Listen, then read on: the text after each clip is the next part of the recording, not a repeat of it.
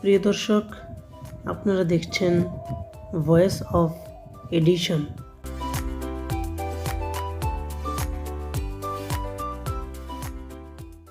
আসসালামু আলাইকুম ওয়া রাহমাতুল্লাহি ওয়া বারাকাতুহু। দেশ এবং প্রবাসে যে যেখান থেকে দেখছেন সবাইকে স্বাগতম জানিয়ে শুরু করছি আজকের পর্ব। প্রিয় দর্শক, আজকের পর্বে রয়েছে আমাদের প্রিয় নবী হযরত মুহাম্মদ সাল্লাল্লাহু আলাইহি ওয়াসাল্লামের প্রিয় চাচা হযরত হামজা ইবনে আব্দুল মুত্তালিব রাদিয়াল্লাহু তাআলা আনহুর জীবনী। চলুন তাহলে মূল ভিডিও শুরু করা যাক। নাম তার হামজা, আবু ইয়ালা ও আবু আম্মারা কুনিয়াত এবং আসাদুল্লাহ উপাধি। তিনি ছিলেন রসুল্লাহ সাল্লাল্লাহু আলাইহি ওয়াসাল্লামের আপন চাচা। হজরত হামজার জননী হালা বিনতু ওয়াহিব রসুল্লাহ সাল্লাল্লাহু আলাইহি ওয়াসাল্লামের জননী হজরত মা আমিনার চাচাতো বোন। তাছাড়া হামজা ছিলেন রসুল্লাহ সাল্লাল্লাহু আলাইহি ওয়াসাল্লামের দুধ ভাই। আবু লাহাবের দাসী সুয়াইবা তাদের দুজনকে দুধ পান করিয়েছিল। বয়সে তিনি রসুল্লাহ সাল্লাল্লাহু আলাইহি ওয়াসাল্লাম অপেক্ষা 2 বছর, মতান্তরে 4 বছরের বড়। ছোটবেলা থেকে তরবারি চালনা, তীরন্দাজি ও কুস্তির প্রতি ছিল তার প্রবল আগ্রহ। ভ্রমণ ও শিকারে ছিল তার সীমাহীন আকর্ষণ। জীবনের বিরাট একটা অংশ তিনি এই কাজের জন্য ব্যয় করেন। বেশ কিছুকাল যাবৎ মক্কার অলিগলিতে তাওহীদের দাওয়াত উচ্চারিত হচ্ছিল। তবে হামজার মতো সিপাহী স্বভাবের মানুষের এই দাওয়াতের প্রতি তেমন কোনো ভ্রুক্ষেপ বা মনোযোগ ছিল না। একদিন তিনি শিকার থেকে ফিরছিলেন। সাফা পাহাড়ের কাছাকাছি এলে আবদুল্লাহ ইবনে জুদানের এক দাসী তাকে ডেকে খবরটি দিল। বলল, আবু আম্মারা, কিছুক্ষণ আগে এসে যদি আপনার ভাতিজার অবস্থা একটু দেখতেন। তিনি কাবার পাশে মানুষকে উপদেশ দিচ্ছিলেন, কিন্তু আবু জাহাল তাকে শক্ত গালি দিয়েছে, ভীষণ কষ্ট দিয়েছে। প্রত্যুত্তরে মুহাম্মদ কোনো জবাব না দিয়ে নিতান্ত অসহায়ভাবে ফিরে গেছে। এ কথা শুনে তার সৈনিক সুলভ রক্ত টকবক করে উঠল। দ্রুত তিনি কাবার দিকে এগিয়ে গেলেন। তার অভ্যাস ছিল শিকার থেকে ফেরার পথে কারো সঙ্গে রাস্তায় দেখা হলে কিছুক্ষণ দাঁড়িয়ে তার সঙ্গে 2-4টি কথা বলা। কিন্তু আজ তিনি প্রতিশোধ স্পৃহায় উন্মাদ হয়ে পড়লেন। রাস্তায় কারো দিকে কোনো রকম ভ্রুক্ষেপ না করে সোজা কাবার কাছে গিয়ে আবু জাহালের মাথায় ধনুক দিয়ে সজোরে এক আঘাত বসিয়ে দিলেন। আবু জাহালের মাথা কেটে গেল। অবস্থা বেগতিক দেখে বনু মখজুমের কিছু লোক আবু জাহালের সাহায্যে ছুটে এলো। তারা বলল, হামজা, সম্ভবত তুমি ধর্মত্যাগী হয়েছ। জবাবে বললেন, যখন তার সত্যতা আমার নিকট প্রকাশ হয়ে পড়েছে, তখন তা থেকে আমাকে বিরত রাখবে কে? আমি সাক্ষ্য দিচ্ছি মুহাম্মদ আল্লাহর রসুল। যা কিছু তিনি বলেন সবই সত্য। আল্লাহর কসম, আমি তা থেকে আর ফিরে আসতে পারি না। যদি তোমরা সত্যবাদী হও, আমাকে একটু বাধা দিয়েই দেখো। আবু জাহল তার সাহায্যে এগিয়ে আসা লোকদের বলল, তোমরা আবু আম্মারকে ছেড়ে দাও। আল্লাহর কসম, কিছুক্ষণ আগেই আমি তার ভাতিজাকে মারাত্মক গালি দিয়েছি। পরবর্তীকালে হযরত হামজা বলেছেন, আমি ক্রোধে উত্তেজিত হয়ে কথাগুলি তো বলে ফেললাম, কিন্তু আমার পূর্বপুরুষ ও গোত্রের ধর্মত্যাগের জন্য আমি অনুশোচনায় দগ্ধীভূত হতে লাগলাম। একটা সন্দেহ ও সংশয়ের আবর্তে পড়ে সারা রাত ঘুমাতে পারলাম না। কাবায় এসে অত্যন্ত বিনীতভাবে আল্লাহর কাছে দোয়া করলাম যেন আমার অন্তর দোয়া সত্যের জন্য উন্মুক্ত হয়ে যায়। অন্তর থেকে সংশয় বিদূরিত হয়। দোয়ার পর আমার অন্তর দৃঢ় প্রত্যয়ে পূর্ণ হয়ে যায়। তারপর আমি রাসূলুল্লাহ সাল্লাল্লাহু আলাইহি ওয়াসাল্লামের নিকট উপস্থিত হয়ে আমার অবস্থা বর্ণনা করলাম। তিনি আমার অন্তরের স্থিতির জন্য দোয়া করলেন। এটা মুসলমানদের সেই দুঃসময়ের কথা যখন রসুল করিম সাল্লাল্লাহু আলাইহি ওয়াসাল্লাম আরকাম ইবনে আবিল আরকামের গৃহে আশ্রয় নিয়ে গোপনে ইসলামের দাওয়াত দিচ্ছেন। মুসলমান বলতে তখন ছিলেন মুষ্টিময় কিছু নিরাশ্রয় মানুষ। এ অবস্থায় আকস্মিকভাবে হযরত হামজার ইসলাম গ্রহণে এ অবস্থার ভিন্ন দিক মোড় নেয়।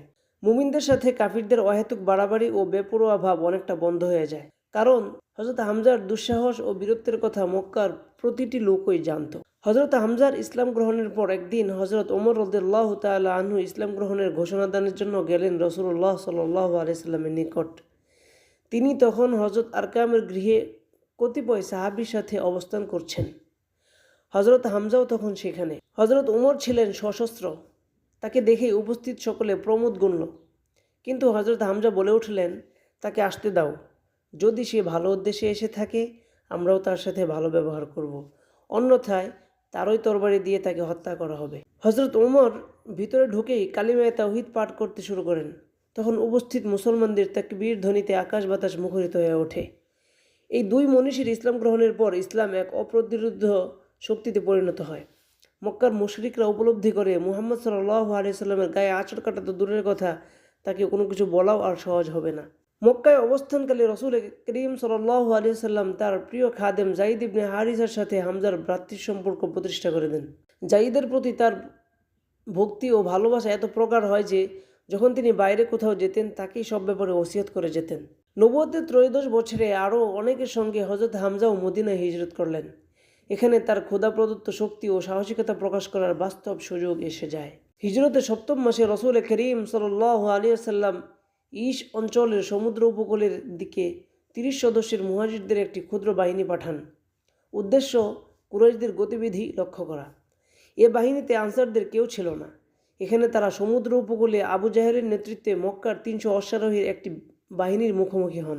সেই বাহিনী সিরিয়া থেকে ফিরছিল, কিন্তু মাজদি ইবনে আমর জুহানির প্রচেষ্টায় এ যাত্রা সংঘর্ষ এড়ানো সম্ভব হয়।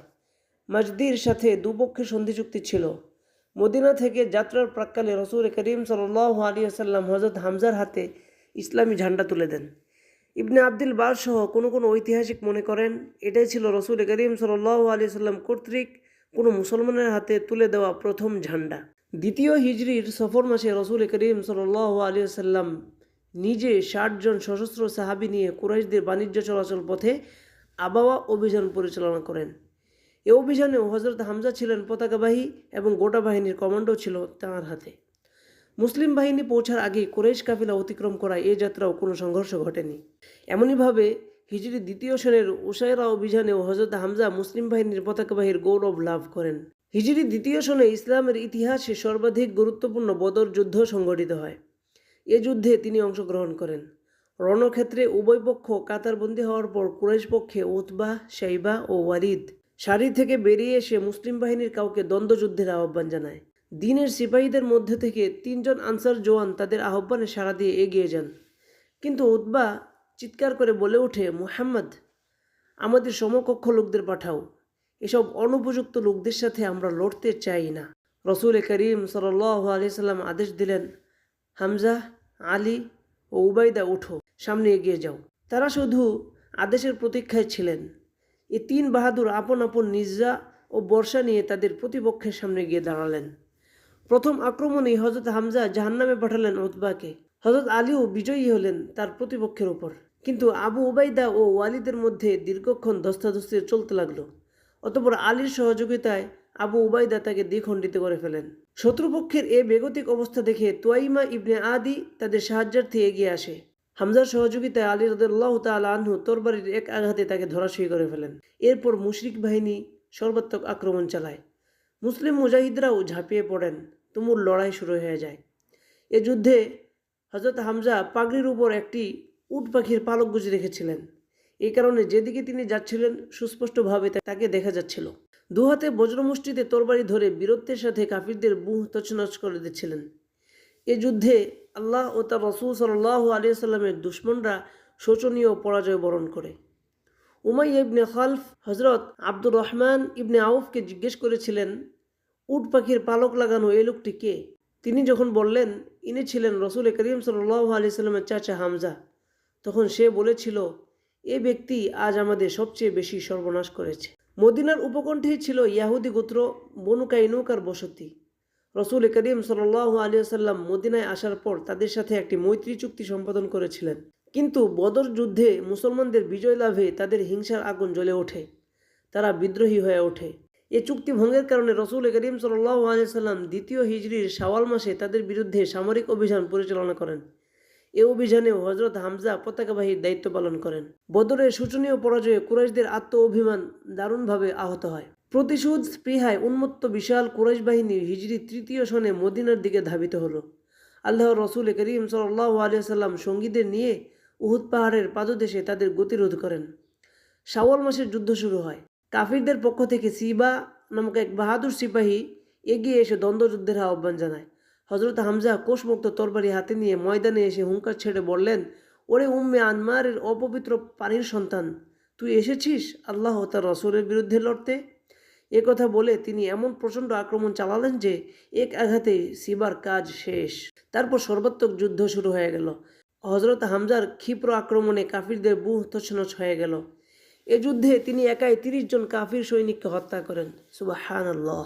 যেহেতু হযরত হামজা বদর যুদ্ধে কুরাইশদের বাছা বাছা নেতৃবৃন্দকে হত্যা করেছিলেন, এ কারণে কুরাইশদের সকলেই তারই খুনের পিয়াসী ছিল সবচেয়ে বেশি। হযরত হামজার হত্যাকারী ওয়াহশী উহুদ ময়দানে হামজার হত্যার ঘটনাটি পরবর্তীকালে বর্ণনা করেছেন। ইবনে হিশাম তার সিরাত গ্রন্থে তা উল্লেখ করেছেন। ওয়াহশী বলেন, আমি ছিলাম জুবাইর ইবনে মুতাইমের এক হাবশী কৃতদাস। বদর যুদ্ধে জুবাইরের চাচা তুয়াইম ইবনে আদি হামজার হাতে নিহত হয়। মক্কায় ফিরে জুবাইর আমাকে বলল, যদি তুমি মুহাম্মদের চাচা হামজাকে হত্যা করে আমার চাচার হত্যার বদলা নিতে পারো, আমি তোমাকে মুক্ত করে দিই। আমাকে সে বিশেষভাবে ট্রেনিং দিল। আমি শুধু হামজাকে হত্যার উদ্দেশ্যেই উহুদের দিকে রওনা হলাম। যুদ্ধ শুরু হলো। একটা পাথরের আড়ালে লুকিয়ে হামজার প্রতীক্ষা করতে লাগলাম। এক পর্যায়ে আমার কাছাকাছি উপস্থিত হলে অতর্কিত আক্রমণ করে হত্যা করলাম হামজাকে। তারপর আমার স্বপক্ষ সৈন্যদের নিকট ফিরে এসে নিষ্কর্মা হয়ে বসে থাকলাম। যুদ্ধে আর অংশগ্রহণ করলাম না, কারণ আমার একমাত্র উদ্দেশ্য পূর্ণ হয়ে গেছে। আমি মক্কায় ফিরে এলে আমাকে দাসত্ব থেকে মুক্তি দেওয়া হয়। এ মর্মান্তিক ঘটনা সংঘটিত হয় ৩য় হিজরি শাওয়াল মাসের মাঝামাঝি। হযরত হামজার বয়স তখন ৬০-এর কাছাকাছি। হযরত হামজার শাহাদাত লাভের পর কুরাইশ রমণীরা আনন্দ সঙ্গীত গেয়েছিল। আবু সুফিয়ানের স্ত্রী হিন্দা বিনতু উতবাহ হামজার নাক কান কেটে অলঙ্কার বানিয়েছিল। বুক পেট চিরে কলিজা বের করে চিবিয়ে থুতু নিক্ষেপ করেছিল। এ কথা শুনে রসুল করিম সাল্লাল্লাহু আলাইহি সাল্লাম জিজ্ঞেস করেছিলেন, সে কি তার কিছু অংশ খেয়েও ফেলেছে? লোকেরা বলেছিল না।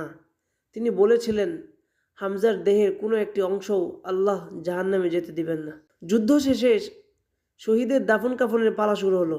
রাসূলুল্লাহ সাল্লাল্লাহু আলাইহি সাল্লাম সম্মানিত চাচার লাশের কাছে এলেন। যেহেতু হিন্দা তার নাক কানকে বিকৃত করে ফেলেছিলেন, তাই এই দৃশ্য দেখে তিনি কেঁদে ফেললেন। তিনি বললেন, কিয়ামতের দিন হামজা হবে সাইয়্যিদুশ শুহাদা, অর্থাৎ সকল শহীদের নেতা। আল্লাহু আকবার। তিনি আরো বলেন, তোমার উপর আল্লাহর রহমত বর্ষিত হোক। আমার জানা মতে তুমি ছিলে আত্মীয়তা সম্পর্কের ব্যাপারে অধিক সচেতন, অতিশয় সৎকর্মশীল। যদি সাফিয়ার শোক ও দুঃখের কথা আমার মনে না থাকতো, তাহলে এভাবেই তোমাকে ফেলে রেখে যেতাম, যাতে পশু পাখি তোমাকে খেয়ে ফেলতো এবং কিয়ামতের দিন তাদের পেট থেকে আল্লাহ তোমাকে জীবিত করতেন।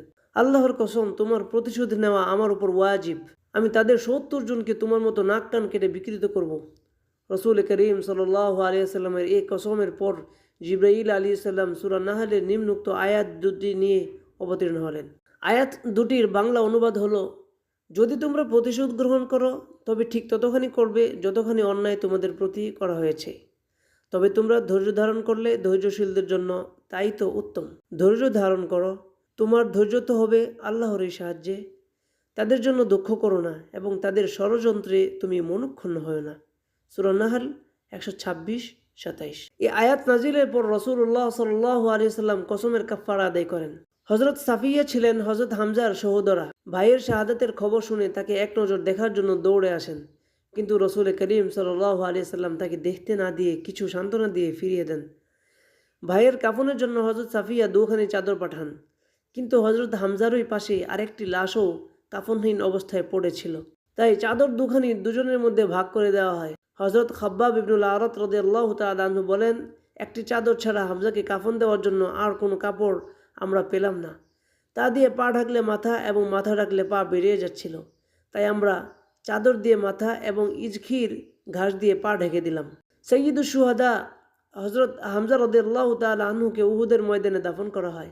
ইমাম বুখারী হযরত জাবির থেকে বর্ণনা করেছেন, রসুল করিম সাল্লাল্লাহু আলাইহি সাল্লাম উহুদ যুদ্ধের শহীদদের ২ জন করে একটি কবরে দাফন করেছিলেন। হামজা ও আবদুল্লাহ ইবনে জাহাশকে এক কবরে দাফন করা হয়। ইবনে হাজার আল ইসাবা গ্রন্থে ফাওয়ায়েদে আবিদ তাহিরের সূত্রে উল্লেখ করেছেন যে, হযরত জাবির রাদিয়াল্লাহু তাআলা আনহু বলেন, মুয়াবিয়া যেদিন উহুদে কূপ খনন করেছিলেন, সেদিন আমরা উহুদের শহীদদের জন্য কান্নাকাটি করেছিলাম। শহীদদের আমরা সম্পূর্ণ তাজা অবস্থায় পেয়েছিলাম। এক ব্যক্তি হযরত হামজার পায়ে আঘাত করলে ফিনকি দিয়ে রক্ত বের হয়ে যায়। আল্লাহু আকবার, আল্লাহু আকবার। হযরত হামজার হত্যাকারী হযরত ওয়াহশী রাদিয়াল্লাহু তাআলা আনহু মক্কা বিজয়ের পর ইসলাম গ্রহণ করে রসুল করিম সাল্লাল্লাহু আলাইহি সাল্লামের খিদমতে হাজির হলেন। রাসূলুল্লাহ সাল্লাল্লাহু আলাইহি সাল্লাম তাকে জিজ্ঞেস করলেন, তুমি কি ওয়াহশী? জবাব দিলেন, ইয়া রাসূলুল্লাহ, আমি ওয়াহশী। রসুল করিম সাল্লাল্লাহু আলাইহি সাল্লাম বললেন, তুমি কি হামজাকে হত্যা করেছ? জবাব দিলেন, আল্লাহর রসুল, আপনি যা শুনেছেন তা সত্য। রাসূলুল্লাহ সাল্লাল্লাহু আলাইহি সাল্লাম বললেন, তুমি কি তোমার চেহারা আমার নিকট একটু গোপন করতে পারো? তখনই তিনি বাইরে বেরিয়ে যান এবং জীবনে আর কখনো রসুল করিম সাল্লাল্লাহু আলাইহি সাল্লামের মুখোমুখি হননি। রাসূলুল্লাহ সাল্লাল্লাহু আলাইহি সাল্লামের ওয়াফাতের পর হযরত আবু বকর সিদ্দিক রাদিয়াল্লাহু তাআলা আনহুর খিলাফতকালে ভণ্ড নবী মুসাইলামার বিরুদ্ধে অভিযান চালানো হয়। হযরত ওয়াহশী সে অভিযানে অংশ নিলেন এই উদ্দেশ্যে যে মুসাইলামাকে হত্যা করে হযরত হামজার হত্যার কাফারা আদায় করবেন, এবং তিনি সেখানে সফল হলেন। এভাবে আল্লাহ তাআলা তাকে দিয়ে ইসলামের যতটুকু ক্ষতি করেন তার চেয়ে বেশি উপকার সাধন করেন। হযরত হামজার মধ্যে কাব্যের প্রতি ভাব ছিল। ইসলাম গ্রহণ করার পর তখনকার অনুভূতি তিনি কাব্যের মাধ্যমে প্রকাশ করেছিলেন। সিরাতে ইবনে হিশামে হামজার ইসলাম গ্রহণ অধ্যায়ের টিকায় তার কিছু অংশ উদ্ধৃত হয়েছে। আজকের পর্ব এখানেই শেষ করছি। ফিরে আসবো নতুন কোনো পর্ব নিয়ে। সঙ্গেই থাকুন ভয়েস অফ এডিশন। দর্শক, আজকের ভিডিওটি যদি আমাদের পরিবারের সদস্যদের জন্য বিন্দুমাত্র উপকারী হয়ে থাকে তাহলে অবশ্যই এটি শেয়ার করে দিতে পারেন এবং লাইক কমেন্ট করে জানাতে পারেন আপনার মন্তব্য ও মতামত। আজকের মতো আমি মুস্তাফিজ এখানেই বিদায় নিচ্ছি। তবে আমাদের পথ চলা হোক ইনসাফের পথে। আসসালামু আলাইকুম ওয়া রাহমাতুল্লাহি ওয়া বারাকাতুহু।